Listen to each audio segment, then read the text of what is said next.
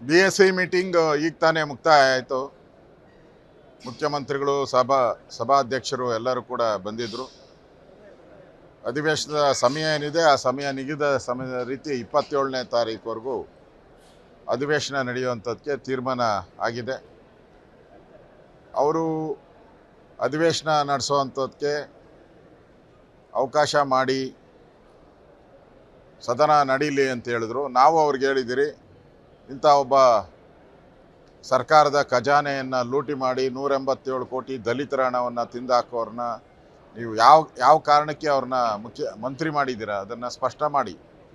ಅವ್ರನ್ನ ಕೈ ಬಿಡೋವರೆಗೂ ಕೂಡ ನಾವು ಧರಣಿಯನ್ನು ಇವತ್ತು ಕೂಡ ನಾವು ಮುಂದುವರಿಸ್ತೀರಿ ಅನ್ನೋ ತೀರ್ಮಾನವನ್ನು ನಾವು ಅವ್ರಿಗೆ ಹೇಳಿದಿರಿ. ಸರ್ಕಾರದ ಅಂಗಳದಲ್ಲಿ ಬಾಲು ಸರ್ಕಾರದ ಅಂಗಳದಲ್ಲಿದೆ. ಸದನ ನಡಿಬೇಕು ಅಂತ ಹೇಳಿದ್ರೆ ಅವರು ಮಂತ್ರಿಯ ರಾಜೀನಾಮೆ ಪಡೆದ್ರೆ ಸದನ ನೀಟಾಗಿ ನಡೀತದೆ. ಅದರಿಂದ ಬಾಲ್ ಇನ್ ಕಾಂಗ್ರೆಸ್ ಕೋರ್ಟ್. ಅವರು ತೀರ್ಮಾನ ಮಾಡಬೇಕು. ಸದನ ನಡೆದ್ರೆ ಒಳ್ಳೆಯದು. ನಾವೆಲ್ಲ ಈ ಬರದ ಬಗ್ಗೆ, ನೈಸ್ ವಿಚಾರದ ಬಗ್ಗೆ ಮತ್ತು ಬಿಡದಿ ಟೌನ್ಶಿಪ್ ಬಗ್ಗೆ, ಪೆನ್ಷನ್ ಕೊಡದೇ ಇರೋ ಜನಗಳಿಗೆ ಗೋಳು ತಗೊತಾ ಇರೋ ಈ ಕಾಂಗ್ರೆಸ್ ಸರ್ಕಾರದ ವಿರುದ್ಧವಾದಂಥ ಚರ್ಚೆಗಳನ್ನು ನಾವು ಮಾಡಬೇಕು ಅಂತ ತಯಾರಿದ್ದೀರಿ. ಆದರೆ ಅವರು ಖಜಾನೆನೇ ಲೂಟಿ ಮಾಡಿರೋರನ್ನ ಮಂತ್ರಿನ ಇಟ್ಕೊಂಡಿರೋದ್ರಿಂದ ನಾವು ಈ ಸದನದಲ್ಲಿ ಅವ್ರನ್ನ ತೆಗೆಯೋವರೆಗೂ ನಾವು ಇವತ್ತು ಧರಣಿಯನ್ನು ನಾವು ಕಂಟಿನ್ಯೂ ಮಾಡಿದ್ದೀವಿ.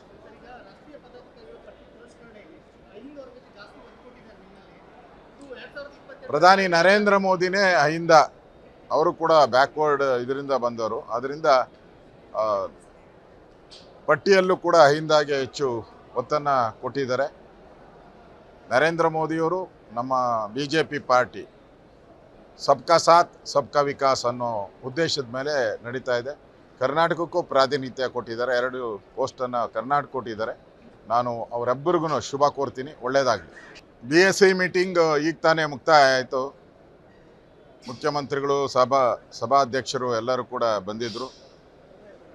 ಅಧಿವೇಶನದ ಸಮಯ ಏನಿದೆ ಆ ಸಮಯ ನಿಗದಿತ ಸಮಯದ ರೀತಿ 27ನೇ ತಾರೀಕುವರೆಗೂ ಅಧಿವೇಶನ ನಡೆಯುವಂಥದ್ದಕ್ಕೆ ತೀರ್ಮಾನ ಆಗಿದೆ.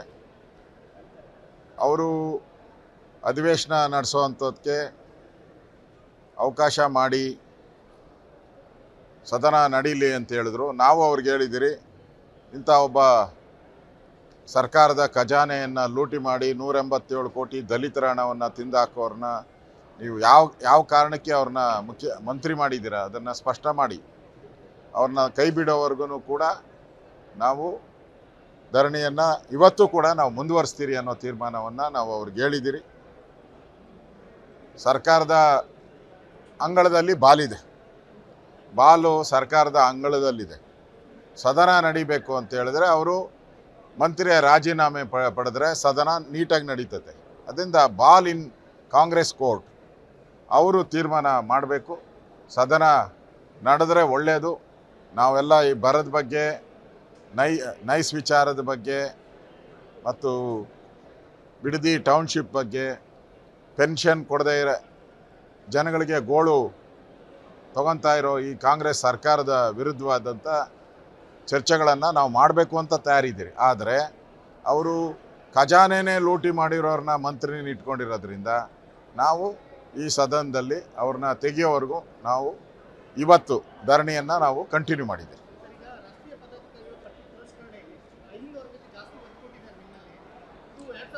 ಪ್ರಧಾನಿ ನರೇಂದ್ರ ಮೋದಿನೇ ಅಹಿಂದ, ಅವರು ಕೂಡ ಬ್ಯಾಕ್ವರ್ಡ್ ಇದರಿಂದ ಬಂದವರು. ಅದರಿಂದ ಪಟ್ಟಿಯಲ್ಲೂ ಕೂಡ ಅಹಿಂದಾಗೆ ಹೆಚ್ಚು ಒತ್ತನ್ನು ಕೊಟ್ಟಿದ್ದಾರೆ. ನರೇಂದ್ರ ಮೋದಿಯವರು ನಮ್ಮ BJP ಪಾರ್ಟಿ ಸಬ್ಕಾ ಸಾಥ್ ಸಬ್ಕಾ ವಿಕಾಸ್ ಅನ್ನೋ ಉದ್ದೇಶದ ಮೇಲೆ ನಡೀತಾ ಇದೆ. ಕರ್ನಾಟಕಕ್ಕೂ ಪ್ರಾತಿನಿಧ್ಯ ಕೊಟ್ಟಿದ್ದಾರೆ. 2 ಪೋಸ್ಟನ್ನು ಕರ್ನಾಟಕ ಕೊಟ್ಟಿದ್ದಾರೆ. ನಾನು ಅವರೆಬ್ಬರಿಗೂ ಶುಭ ಕೋರ್ತೀನಿ, ಒಳ್ಳೆಯದಾಗಲಿ.